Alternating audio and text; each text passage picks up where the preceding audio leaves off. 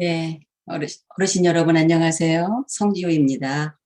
오늘은 지난 시간에 파주 관아 이야기에 이어서 파주 향교 이야기를 한번 해보도록 하시겠습니다. 네, 오늘은 파주 향교와 말을 바꿔 타던 마산역, 그리고 그 주변에 있는 박명원과 영조의 셋째 딸 화평공주와 서작포 이야기를 해보도록 하시겠습니다. 향교라는 것은 유교 문화 그 위에서 설립된 조선시대 공교육 기관인데요. 국가가 유교 문화 이념을 수용하기 위해서 중앙의 성균관과 연계시켜서 지방에 세운 기관이죠. 과거제 운영을 유교교육과 연계했는데 향교는 지방 수령의 책임하에 운영되었고 활성화도 되었어요. 파주는 향교가 4군데나 있는데요. 파주향교 있고요. 그 다음에 교화연이 파주로 편입이 되면서 교화향교, 적성연이 또 편입이 되면서 적성향교, 장단향교는 한국전쟁으로 인해서 파주가 관할하고 있습니다. 이렇게 해서 4개나 되는 향교를 가지고 있죠. 파주향교는 이렇게 생겼고요. 네. 파주향교는 태조 7년에 세워졌는데 파주목에는 목사와 향교 이 교수 1명이 있었죠. 그리고 대성전과 명륜당, 동무, 서무 이렇게 있어서 맨 위에가 대성전이에요. 그래서 전형적인 전학, 후묘 형태를 간직하고 있죠. 교수는 녹봉을 받지 않는 무록관이기 때문에 피하는 경우도 있었다고 합니다. 그리고 대성전에는 중국 오영과 송조 7년, 동방 18년을 모시고 추하루 보름에 제양을 지내고 있죠. 자, 대성전에는 그러면 어떤 분들이 모셔져 있는가 한번 알아보도록 하시겠습니다. 이 대성전 모습을 서쪽 담 너머에서 한번 찍어본 모습이에요. 저기에 아주 큰 나무가 있는데요. 이따 살펴보기로 하고요. 우리나라는 향교마다 이렇게 동방 18년이 모셔져 있는데 여기 보시면 파주분은 율곡이와 무계 성원 그리고 성원을 찾아왔던 그 조헌 이렇게 서무에 이렇게 서배양으로 같이 모셔져 있는데요. 여기 보면 문강공 성원 있고요. 여기 문열공 조헌 밑에를 보실 수 있습니다. 앞에 명륜당은 바로 인재를 기르던 곳인데요. 파주에는 조헌이 뒤를 보시면서 조헌이라는 분은 의병장이죠. 임진왜란 때. 그런데 이분이 파주에 교수로 오기 전에 평안도 정주에 성균관 향교 교수로 3년간 있으면서 그곳 선비들의 아주 풍속을 정말 다 일신시키고 왔다고 합니다. 그러다가 27세 때 파주 향교 교수로 와서 제일 먼저 우계성원을 찾아가서 제자가 되기를 청했고요. 그 다음에 율곡, 구봉 선생 등을 찾아뵈었다고 하는데 이런 분들은 어디를 가든지 이 지역에 어르신으로 모실 만한 스승이 누가 있으실까 이렇게 하면서 찾아뵙고 이렇게 했었었죠. 그런데 이 조원 선생님 임난 때 금산전투에서 싸우다 전사를 하는데요. 그런데 이것도 전공을 시기하는 광군의 방해로 700의병들과 함께 금산벌에서 다 이렇게 돌아가시죠. 그래서 굉장히 안타까운 현실인데요. 이 조원 같은 경우는 향교 교수로 27세 때 왔는데 나중에 임난 때 돌아가시면서 이렇게 향교의 대성전에 모셔져 있는 그런 경우가 되겠습니다. 바로 향교의 대성전에는 이 느티나무와 은행나무가 이렇게 있는데요. 제가 초등학교 1학년 때 갔을 때도 은행나무는 저보다 더 컸던 것 같은데 지금 가보니까 여전히 큽니다. 그런데 우리나라는 1982년 10월 15일에 전국의 나무를 이렇게 보호수로 지정을 했죠. 그때 480년 됐다고 했으니까 딱 40년이 지났죠. 지금으로 따지면 520살 정도 되었겠네요. 그리고 향교 대성전 동쪽 위로 뒤로 보면 향나무가 있습니다.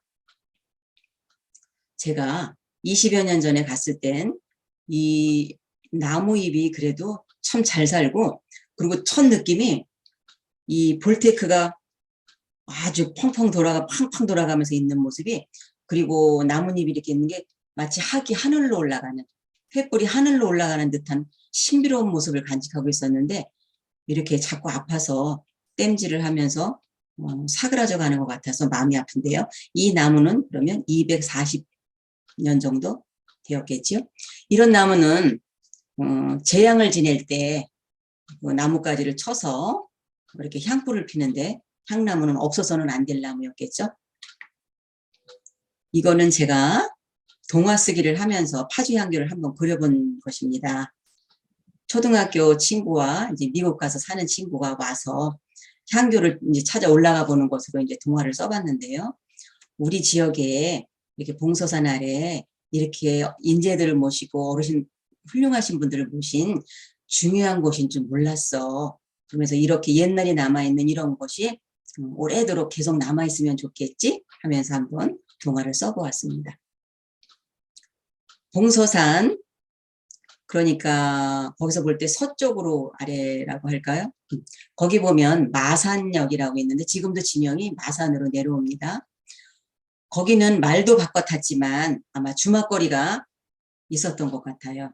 지금 이렇게 군부대와 이렇게 이렇게 되어 있는 형태인데요.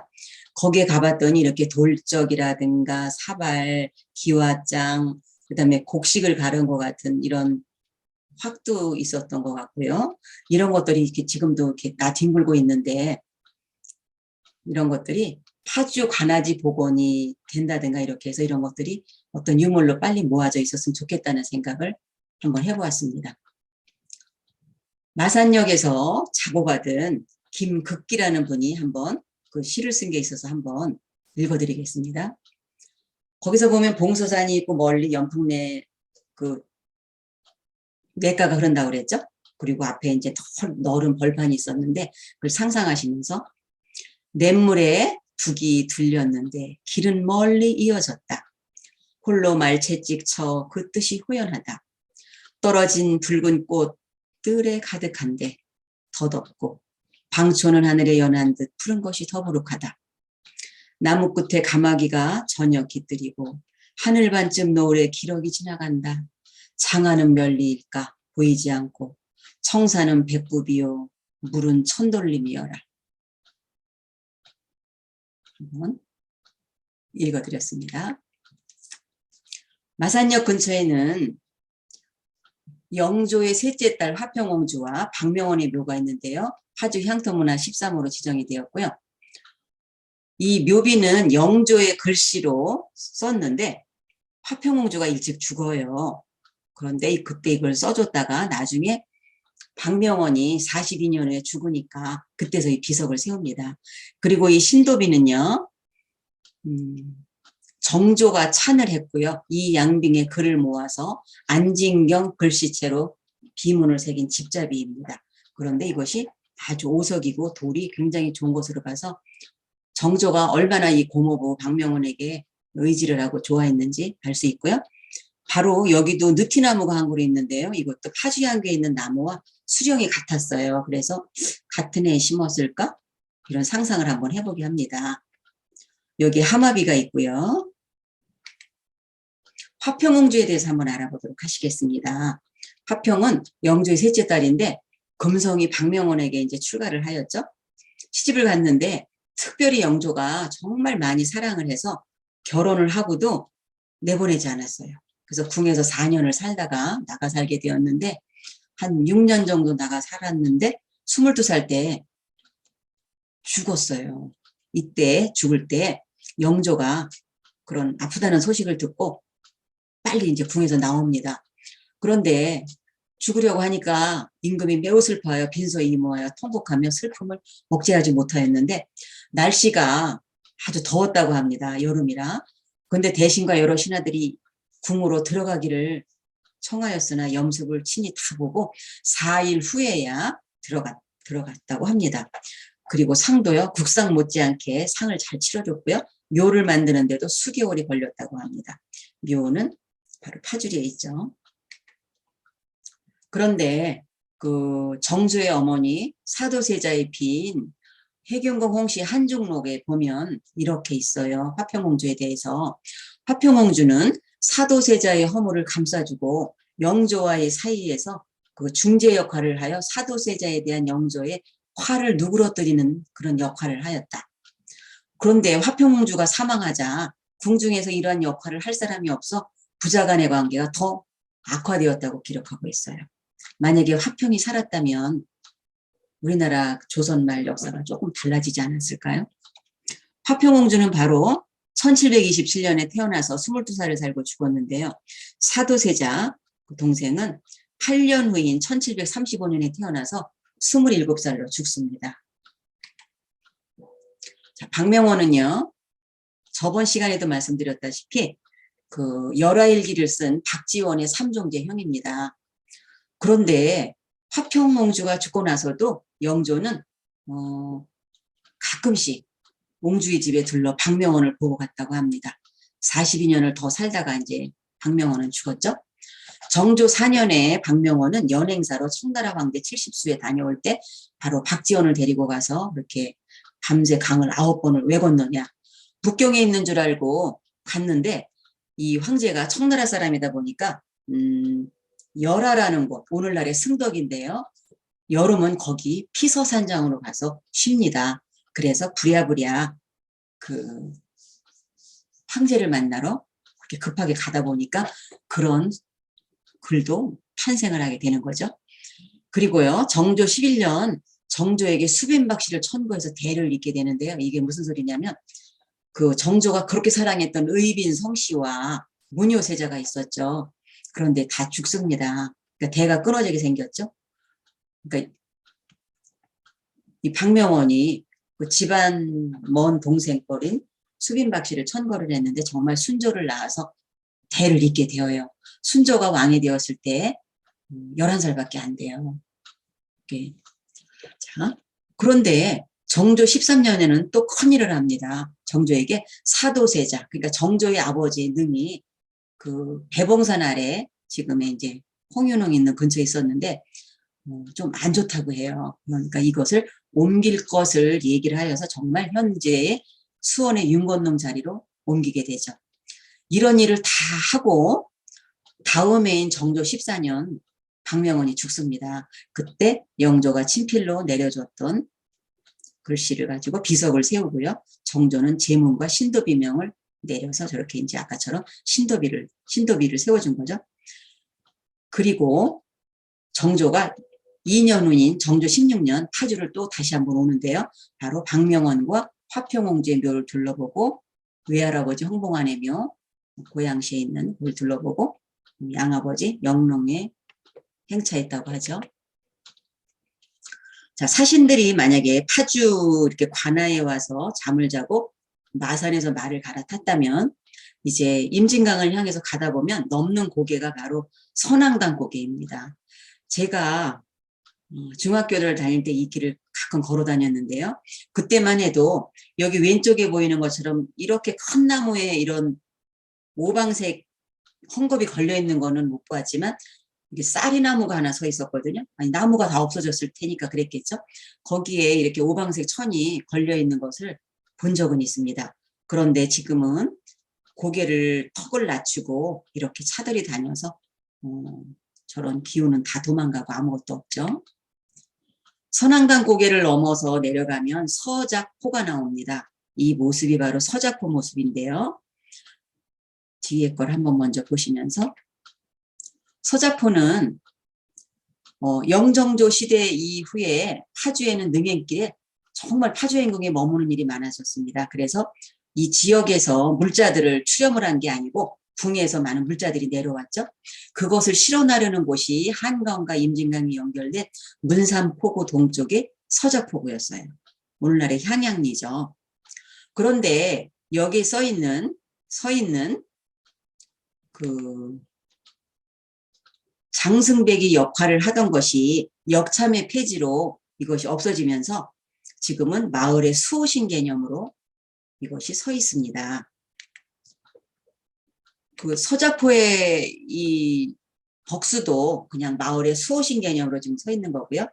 여기 배가 드나들었다는 서작포구에는 이렇게 개울이 지금도 있는데요.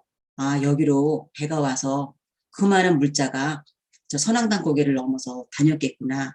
제가 볼 때 저 안쪽 마을에 바릉동에서 발원한 물줄기가 이렇게 내려온다고 말이 내려오거든요. 근데 제가 어릴 때는 이 산 너머가 이제 제가 자란 집이었는데 그때는 바리골 이렇게 불렀어요. 그 동네 이름을. 그래서 저기 궁에서 내려온 물건들이 바리바리 실려가서 바리골이었을까? 근데 요즘 바릉동으로 부른단 말이에요. 그래서 이것이 무슨 연관이 있을까? 이런 궁금증을 한번 가져보게 하는 대목입니다.